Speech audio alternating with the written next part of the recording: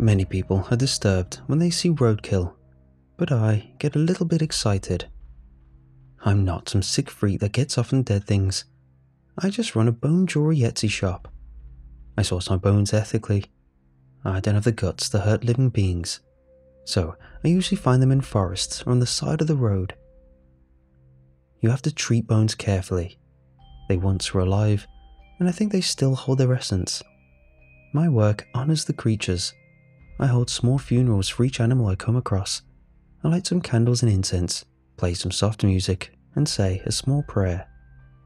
I'm not religious, but it seems like a respectful thing to do. Ribs make lovely pendants, as do vertebrae of smaller animals like badgers or rabbits. With more significant pieces like jaws, I like to create tiny holes to hang crystals held by wire, and, depending on the size, they can become wall decorations or necklaces. My most significant find has been an entire and intact rabbit skull, which I found alongside some damaged and cracked spine and rib bones. I like to decorate them with special paints and crystals, and sometimes I'll keep them plain by request. I have regulars who will ask me to keep certain bones for them in advance. For example, a user, Fioruan, has been requesting a deer skull for around 5 months now. Unfortunately, Formby is known more for our red squirrels and natterjack toads. There are only a few sites within the UK where natterjack toads breed, a unique sales point. Whenever I come across one, my jewellery sells almost instantly. If you've never seen what a toad skull looks like, Google it. They're adorable. About 6 days ago, I went on my bi-weekly walk around local forests. Formby is wholly covered in forests and woods, so I cycle between the ones I visit. Naturally, the longer I leave visiting, the more bones I find, but I like to collect them as fresh as possible to treat them. As for the roadkill, friends and family members message me to alert of any locations, which is a big help. I had about given up on a decent find when I spotted something between the brushes. I wasn't sure if it was litter or a bleached branch, but I found a complete deer head when I pushed back the branches. It was strange though. Not only was it completely intact, it wasn't a roe deer skull. It wasn't like any deer skull I had seen. Its head was a strange shape and was much sharper near the mouth and nose, and the antlers looked mostly moose-like, while roe deers had thin, branch-like antlers that protrude from the back of their head rather than the side. I took it. Of course I took it. The day I refuse such a beauty is the day I check myself into a retirement home. I couldn't believe my find. I didn't bother looking for more bones. I rushed straight home. I took a few pictures of the pristine skull and did a Google reverse image search, and each matching picture led to a moose. Nothing about this skull seems similar to the fallow deer, which reside in the UK too. None of its features matched any of the 6 species of deer which belong here. It wasn't real. It was like somebody's faux skull decoration. After cleaning it by soaking and then brushing it with a toothbrush and washing up liquid, I shamefully did the tongue test. If you don't know, bones stick to your tongue. This has saved me a lot of time in the past. Where did you come from?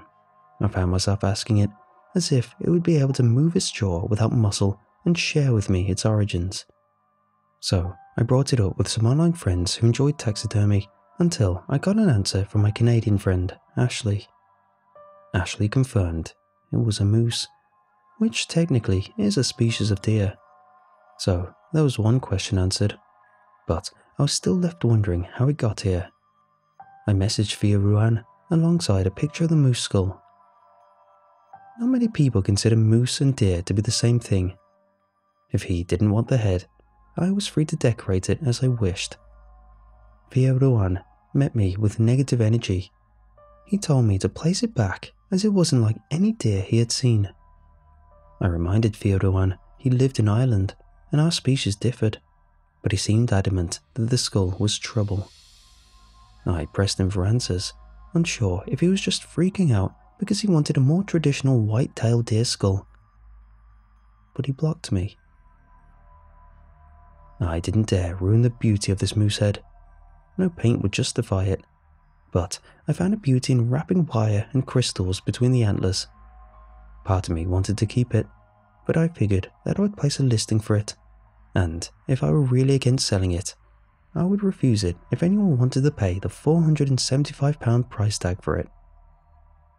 I gained multiple messages about the moose head. So many people curious how I came across it in the UK, most convinced it was fake. Despite the beauty of it, I struggled to find somebody with an actual interest in it. A day after my find, a new account named 53.561852 -3.086349 messaged me. I almost ignored it, as the preview of the message seemed like a template for a scam. However, in the end, I read through the text, and the user kindly requested that I return the skull where I found it, or face the consequences, which sounded very cliché and cringe to me. The user went into detail about protecting the forest, and I may have skipped over that part because of how ridiculous it was. That night, I went to sleep. I had trouble at first, and it felt like I was just lying down for a really long time. But just as I was drifting off, the loud smash of glass caused my eyes to snap open. In the darkness of my room, illuminated by the soft glow of streetlights through the gap of my curtains, I saw a strange figure. The figure wasn't human. Whatever it was, it seemed malnourished and sickly. The figure moved around my room as if looking for something, and when it turned to the side, I saw that it had 4 legs rather than 2. I couldn't move. Not that I wanted to anyway. I tried to search for a way to distinguish the being which occupied the space in front of me, and when I looked for a head, I found none. I accidentally let out a small gasp. The front of the being turned towards me, and I immediately closed my eyes. When I opened them again, inklings of daylight leaked into my room, with no sign of the animal which visited last night. On my floor was a smashed glass bowl of miscellaneous bones. The bowl usually sat far from the edge of my dressing table, but had found its way to the floor. I wondered whether what I saw was real, or maybe we had a small earthquake. That day, I had extreme luck with finding bones. I found freshly dead red squirrel, so I packed it away to decompose later. I'd also found what I thought to be a fox jaw. There was something strange about the atmosphere though. The air had a strange feeling, one similar to just before it rains. The humidity was almost suffocating, despite the 4 degrees Celsius weather. I still felt odd, as if there was something else to add to the peculiar feeling. I was sure I wasn't being watched. I would have heard footfall if I were. These forests are full of debris on the floor. You couldn't sneak up to somebody no matter how much you tried. I found the body of another squirrel. This time, its bones were somehow ground to dust by somebody, except for its head. Just as I bent down to examine the head, I noticed a white figure to the left of me. I thought nothing of it, but it disappeared when I turned my head. This anomaly happened multiple times, and the majority of the bones I found were destroyed too. When I took the squirrel home, I did my usual process with dead animals, but blood came oozing out the white dust when I carefully cut open the hide. I thought it was infected, but I noticed it was the bones with a quick examination. What the hell? I mumbled under my confused breath. Had everything just been trampled on? I was sure the squirrel had bones when I collected it, as it didn't flop around when I picked it up. I did a small ritual for the squirrel, and then disposed of its body. I moved on to finish some of the foot bone earrings, but those were ground to dust too. Every bit of my bone collection had turned to dust, except the still decorated moose skull. I received another message from that user, but this time it was a short note telling me there's not much time. I ripped the wiring and crystals off the skull in a rage and threw them across the room. I intended on returning the skull the next day, as it was nearly nightfall and the forest I found it in was far. That night, I fell asleep to a Netflix documentary. When I opened my eyes, I was in a dark forest. Despite the lack of light, I saw clearly. I tried to lift myself off the ground and found myself peering upon two fluffy paws. I was a rabbit. I had complete control of my head, but the rest of my body refused to listen to my mind.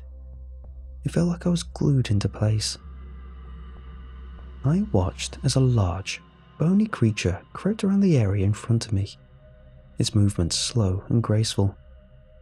I recognized the animal from the head.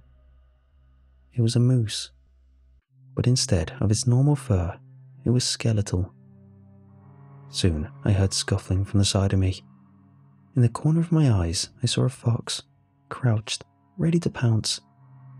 The moose watched on with its hollow eyes as I waited for my demise. I felt like I had sat for a century as the fox readied itself. Just before I could close my eyes, the fiend hopped on top and dug its sharp teeth into my back. It burnt and hurt like no pain I'd ever felt. The vixen shook my figure around aggressively as the moose watched on, knowingly. When I woke up, I was sweaty and frightened. I was so traumatized by that dream, I had to turn on my light. There was no way I could go back to sleep. It was 4:30 AM, not long until daylight. I tried to shower to soothe myself, but as soon as the water hit my back, I recoiled from the pain. Finally, I was able to use 2 mirrors to be able to get a good look at my back. Not only were there bite marks over the 2 sides of my back, but it was painted with multiple, fresh scratch marks, too delicate to have been done by human nails. I didn't bother finishing my shower. I rushed into a set of clothes, soaking the fabric with water and blood, and gathered the skull. Due to my speed, it took me less time than usual to get to the forest. I threw my bike down at the entrance. I had difficulty finding the area due to the dim daylight that broke through the sky and tree line. I found myself stumbling over rocks and branches which littered the forest floor. I heard trampling behind me, the sound I can only describe as hooves on soft dirt. I didn't have to look back to know what was following me. I picked up my speed and dodged upcoming trees. I used my free hand to push myself off to create more momentum and increase the distance between us. I could feel the being right behind me and heard the wind fly through the gaps in the bones. Its front hooves threatened to trample me. I got to the same bush and threw myself into it, and I used my body to protect the skull and quickly placed it, ignoring the pain which pulsed throughout my body. The forest was silent. Not even the coos of birds dared to echo in this space. But I knew it was safe. Now I know not to mess with things that don't belong.